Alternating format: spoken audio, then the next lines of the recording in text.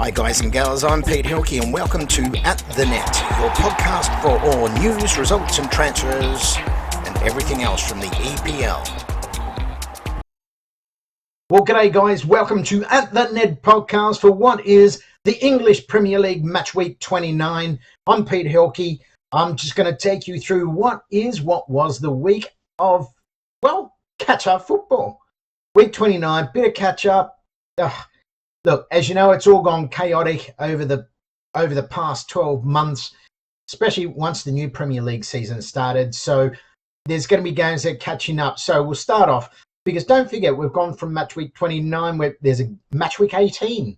There's a very, that's in there. Back to match week 29, and then we're going to get match week 30. It's all chaotic, guys. Chaotic. Stay with me, though, because we're about to go into a 2-week break, even for me, and then we will be back. But in the meantime, let's just take a look at some of the news, which was the EPL Matchweek 29.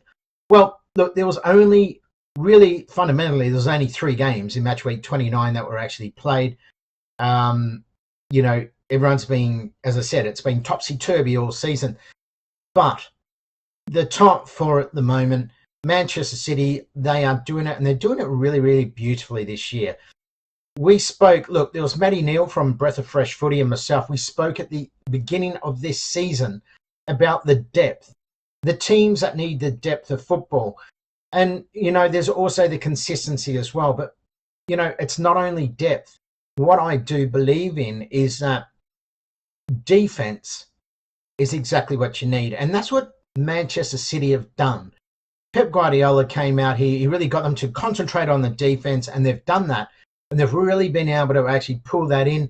A lot of clean sheets on the board, but they're also picking up those wins as well. When you look at the players that they've got, there's consistency. When I look at this team that is number 2, the team to my heart, Manchester United, they're lacking that consistency. Defense is a big problem for Manchester United. I do believe they really need to do something there.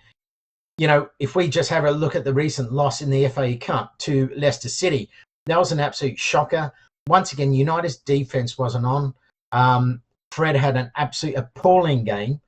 And, there's, once again, you've got to put the opportunities away up front. United, they're just lacking that spark. And when I talk about consistency, United are not consistent. Now, what becomes really fascinating is we're about to go into match week 30 after this international break. When we go there, I tell you what, you've got 8 games left. This is going to be huge, because Manchester United, they've got some games, and I know the next one's up against Brighton. When you're playing these teams, you need the win. A couple of draws for United in the next 5 or 6 games, they can drop out of the top 4. This is where they need to be very, very careful. Ole Gunnar Solskjaer, he turned around, he said, look, they were tired. Seriously. I tell you what, Ole needs to take a leaf out of Pep Guardiola's book when it comes to talking about that. Yeah, you've got to play around with your team, but we talk consistency. United, their defense has really been shite all year. And that, it's frustrating as hell. But anyway, that's the way it is. So let's get into it and have a look at some of the results which made up match week 29. So first up, there was Leeds and Fulham. So Leeds 2, Fulham 1. Brighton beat Newcastle 3-0. Tottenham, well, they finally picked up a win. Jose Mourinho a little bit happier, 2-0 over Aston Villa. But then West Ham. Now, when we talk about consistency, we talk about defense. West Ham 3-0 up, only to let Arsenal come back and draw the game 3 apiece. And that's a bad result for West Ham. It truly, truly is, especially when you've got that opportunity to, square it away, take the 3 points, but really you're only going to walk away with 1. Okay, so they're the 4 games that were actually played. Now, as I said, the next game isn't until the 3rd of April. We'll get to those games very soon, but we're going to have a look at the table just to get a feeling where we're at. Well, you'd have to be a goose in the closet with a blindfold on not to know that Manchester City are sitting on top of the table on 71 points. Manchester United are sitting second on 57. Leicester City, third on 56. Chelsea, fourth on 51. All right. West Ham are sitting in fifth spot on 49 points.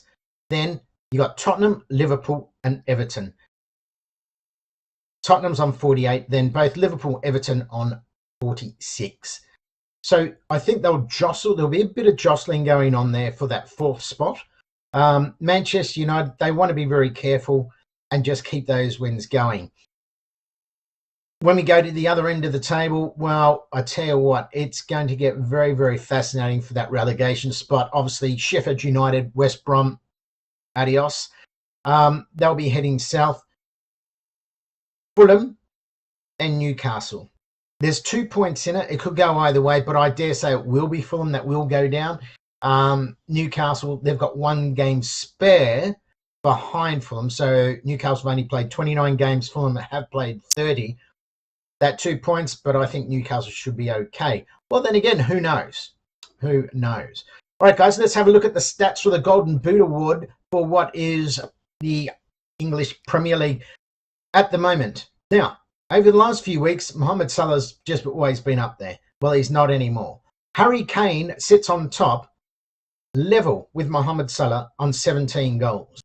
Then Bruno Fernandes from Manchester United on 16. Dominic Calvert-Lewin from Everton and Patrick Bamford from Leeds United, both on 14. It is on for young and old. Who's going to win the Golden Boot for this year? Hey, throw your comments below, guys. Throw them below. Tell me, what do you think? Who do you think is going to get the Golden Boot for this year? All right, so we go through, we have a look. It's going to be really fascinating to see how this really pans out. In fact, who do you think, with 8 games to go, who do you think is going to actually finish in the top 4? Obviously, City, yep, they'll get number 1. But will United, Leicester City, will they be up there? Or are they going to get trounced in the last couple of rounds? Fascinating stuff, guys. Let's go. All right, so this is how it goes. So match week 30 of the EPL.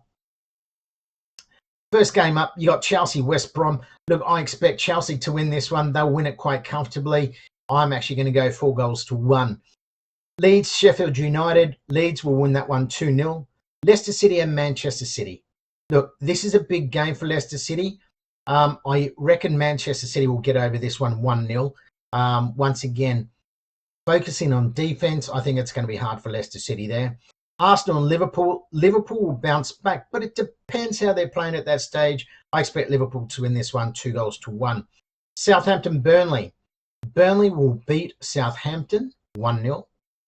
Tottenham, Newcastle. I expect Tottenham to win this one 3-1. Fulham and Aston Villa. Well, Aston Villa, they'll pick up 3 points here. I expect 2-0 over Fulham. Manchester United and Brighton. I do expect Manchester United to win this one, and I think they will win it 2-0. Defensively, they just need to that consistency to come in, especially for these last 9 games for United. If we have a look, Everton, Crystal Palace, the next game, I expect Everton to win that game 2-1. To finish off will be Wolves and West Ham. I think what happened to West Ham to let Arsenal back with those last 3 goals to actually draw in their last match week 29, they will come out, they will beat Wolves. I expect 3-0 on that one there. All right, guys, so there it is. Match week 29. Who I think is actually going to win for match week 30? Manchester United need to be more consistent. The top 4, well, we know Manchester City, they will win it. That's a no-brainer. Don't forget, 2nd, 3rd, 4th, 5th. How is it? Who do you think is going to finish down there? Who do you think is going to take the Europe spots? Will Manchester United be there? Have they got what they need to survive? Because I can tell you right now, guys, at the end of this season, it has come out and Manchester United will not buy any players. Don't forget that. They won't buy any players. There'll be a lot of rumours, but you'll be lucky to see any new players come into United. All right, guys, I'm Peter Helke. Well, you've been watching At The Net podcast with me. Of course, Pete Helke. I'll chat to you in 2 weeks' time. Stay beautiful, stay well, and remember, glory, glory, glory, United. Love you guys. Ciao for now.